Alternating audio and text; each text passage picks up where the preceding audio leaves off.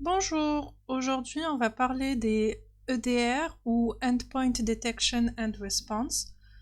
Tout d'abord, en fait, les EDR pour Endpoint Detection and Response, ou bien on les appelle aussi Endpoint Threat Detection and Response, donc EDTR, est une technologie cybernétique qui surveille en permanence les appareils des utilisateurs finaux pour détecter et répondre aux cybermenaces comme les ransomware et les malwares en général.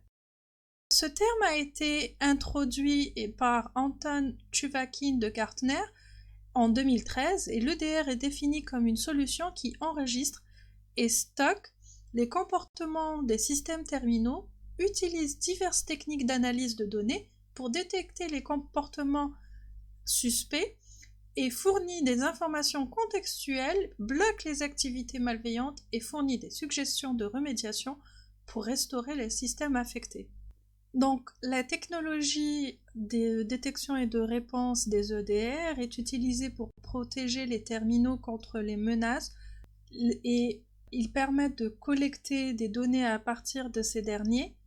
C'est pour cela que ce logiciel est installé sur l'appareil de l'utilisateur final où il est surveillé en permanence.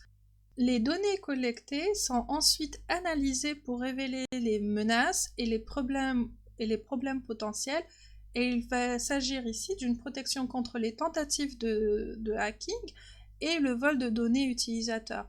Donc les données sont stockées dans une base de données centralisée et en cas d'incident, lorsqu'une menace est détectée, l'utilisateur final est immédiatement invité à une liste d'actions préventives. Donc si on devait voir les fonctionnalités des EDR, chaque plateforme EDR, en fait, elle va posséder son propre ensemble de fonctionnalités. Néanmoins, certaines fonctionnalités sont communes à tous les EDR et on va retrouver ici la surveillance des terminaux en mode en ligne et hors ligne, la recherche et l'investigation des données d'incidents, la réponse aux menaces en temps réel, la validation des alertes après leur tri ou en cas d'activité suspecte, l'augmentation de la visibilité et de la transparence des données utilisateurs, la détection des activités suspectes, le blocage des tentatives malveillantes, l'intégration avec d'autres technologies, par exemple les XDR et les SIEM, ou le threat hunting, ou si vous préférez, on appelle ça aussi la recherche de menaces. Donc on va rechercher des menaces en explorant les données qui ont été collectées pour trouver s'il y a eu des menaces qui existent sur le système. Les EDR vont avoir plusieurs fonctions et les fonctions principales sont les suivantes. Une analyse comportementale où les EDR vont combiner la visibilité des données de tous les appareils pour analyser l'activité et offrir des détails sur les indicateurs de compromission et les indicateurs d'attaque.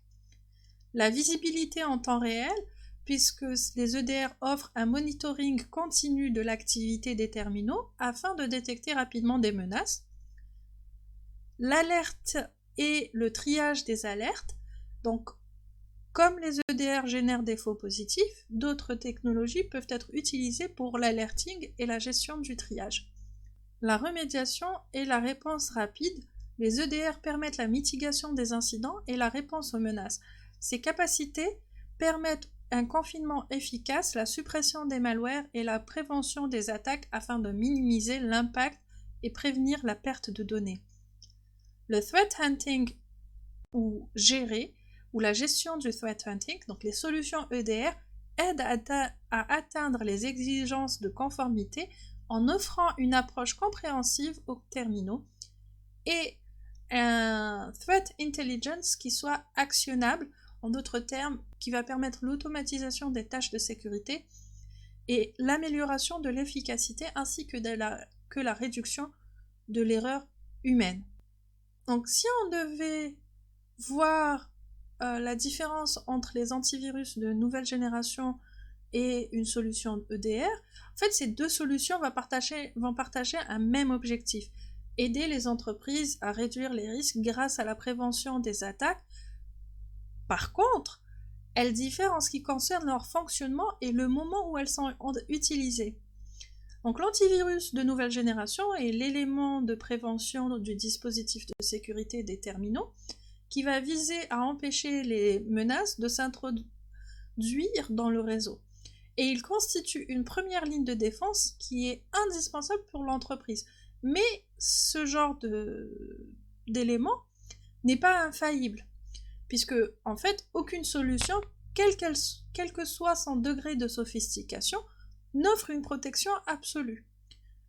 Et donc lorsque une menace ou une attaque parvient à contourner l'antivirus de nouvelle génération ou les antivirus en général, les cybermenaces vont être détectées par les EDR, par une solution EDR. Ce qui va permettre aux équipes de sécurité de bloquer l'adversaire avant qu'il ne puisse se déplacer latéralement dans le réseau. Et donc la solution EDR peut être finalement comparée à un filet de sécurité qui va piéger les menaces ayant déjoué la première ligne de défense. Et en plus de détecter les menaces, la solution EDR va collecter des données sur l'attaque, notamment les TTP, donc tactiques, techniques et procédures, qui ont été employées. Et donc l'équipe de sécurité va disposer grâce à cela d'informations contextualisées concernant notamment l'attribution, ainsi que des détails sur le cybercriminel et toute autre information connue sur l'attaque. Donc ce qui va permettre à cette équipe de répondre plus rapidement aux menaces et de les neutraliser avec précision afin de limiter les dégâts une fois la menace contenue. L'outil EDR ou l'EDR va aider l'équipe de sécurité à collecter plus de détails sur le déroulement et la propagation de l'attaque afin de prévenir des attaques similaires dans le futur. C'est tout pour aujourd'hui, je vous souhaite de passer une bonne journée ou une bonne soirée et à bientôt. Bye!